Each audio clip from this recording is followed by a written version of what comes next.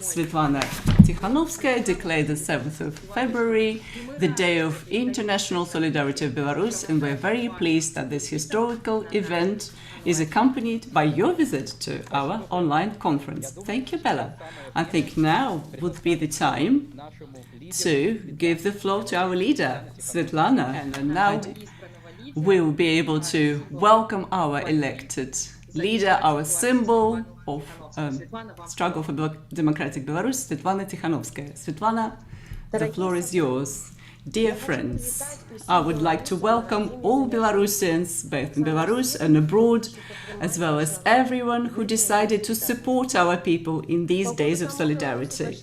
Half a year ago, Belarusian people went to the elections and voted for change. The former president lost the elections, but he did not want to accept the will of the people and started the terror against his own people.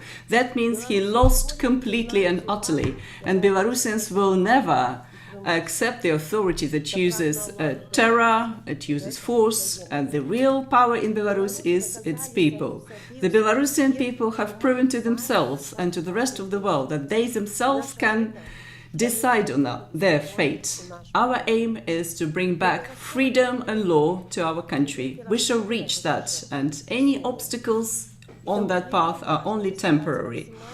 Therefore, it's extremely important to stay united and to support one another in Belarus and outside its borders. Today and tomorrow around the world there will be solidarity events with Belarus. Belarusians and their people and their friends in various countries will organize marches, pickets, concerts, marathons, exhibitions, discussions to display solidarity, to show that the Belarusian diaspora and international community always remember about our country. The words and expression of solidarity and support are very important, but not enough. We need to do a lot to help those who are now fighting for freedom in Belarus. Words are not enough for Igor Povorov, Alexander Babro and Yevgen Hovor that were sentenced to 3 years in prison because they tried to start a strike in Belarusian metallurgical plant. We need everything we can to do everything we can for international companies to stop cooperation with state Belarusian enterprises that treat their workers as slaves. And the strike committees Belarus Kali, Grodno Azot, Naftan are now at the forefront of this strike movement. They need help. Words are not enough for Artyom Sorokin that informed about the diagnosis of the killed Roman Bondarenko, and now he is in the pre-trial detention facility. Not enough for other doctors that risk their health and save Belarusians in the second wave of coronavirus, whilst the authorities continue lying about the number of those who died and who are ill with coronavirus and are not stopping coronavirus spreading in prisons and pre-trial detention facilities. We have to call upon the international community to understand the scale of this crime.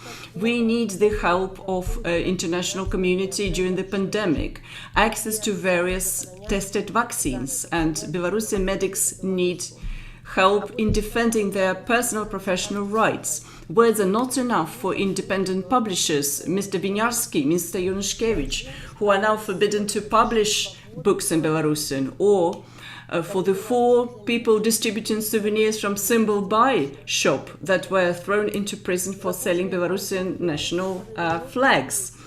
And free Belarusian culture is being suffocated, so the Belarusians abroad and international community have to support it.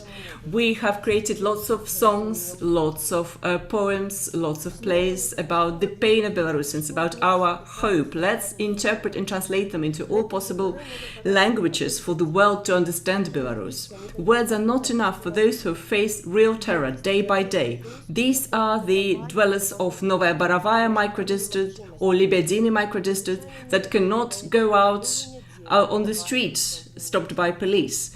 This would be lawyer Sergei Drozdowski that was tortured for helping people with disabilities, and people, simple passers-by that faced a real hunt on them in the center of Minsk. Until the rule of law is restored in Belarus, we have to use the force of international law. We have to record all the crimes. We have to start universal jurisdiction claims so that the perpetrators would not feel that they're above the law. And of course, for those families that haven't seen their close people for months, Eduard Palches, Alexander Vasilievich, were in prison and found out that they had children born in their family. My children haven't seen their father, Sergei Tsikhanouskaya, for 8 months. Some children will never see their parents that were killed by this regime. Words are not enough, but words are very important. Currently, 227 people in Belarus are political prisoners, and over 1,000 of those who are unlawfully detained for the past several months. They need word of support. Write letters to them, send postcodes to them. That is important. Each of that letter will document the era that our heroes will preserve and show to their grandchildren in free Belarus. We still have to do an awful lot. We have to put pressure on the regime. We have to introduce effective sanctions against the those who sponsor the regime, the propaganda, those in the security forces, those who were taking part in falsifying the elections, those who are now unlawfully given sentences to Belarusian people. We cannot let the perpetrators use the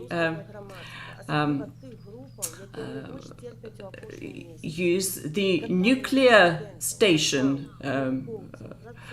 everywhere. We need to refuse collaborating with the state institution. The support should go to public initiative. We have to explain to the world that Belarusians will never accept the current regime, and the elections are the only way to solve the crisis. We need to continue supporting Belarusian community. Especially, I would like to call to support independent journalists of Radio Freedom, Tudbay, Nasha Niva, Belsat, and others, as well as the human rights defenders from Vyasna, Press Club, and Human Constanta.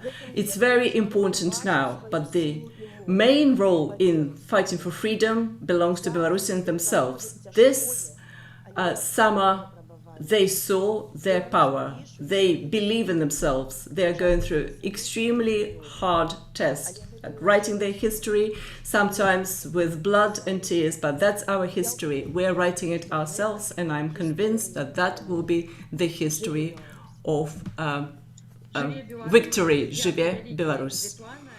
Thank you so much. Sviatlana, Живе Беларусь.